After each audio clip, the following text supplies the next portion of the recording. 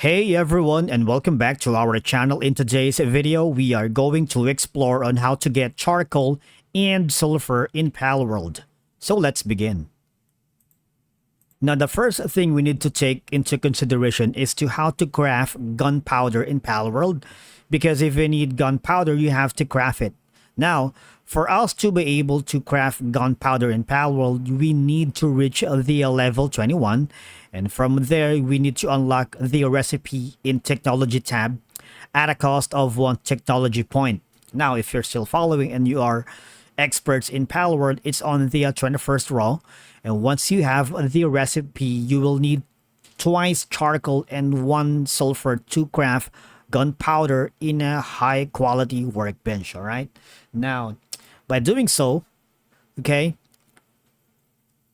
it is also worth unlocking the musket and course ammo that is both available in level 21 in technology, because the first gun and ammo pairing you'll have access to Palworld and the weapon workbench to craft guns. All right, now to get charcoal in Palworld, it's easy to come by, because in the X2 wood in the primitive furnace recipe available at level 10, the best way to farm charcoal is to have a logging site and lumbering pal to produce wood.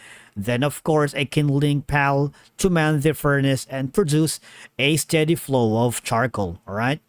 And again, to get sulfur in Palworld, this is a little bit difficult because sulfur is harder to come by, and one of the best way to come across to farm sulfur is in the dungeons.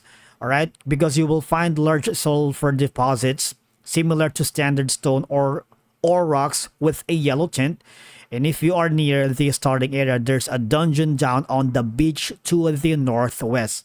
All right, now for every dungeon, basically you have to sunk a few stat points into carry weight. You can conceivably farm anywhere between 50 and 100 sulfur per run.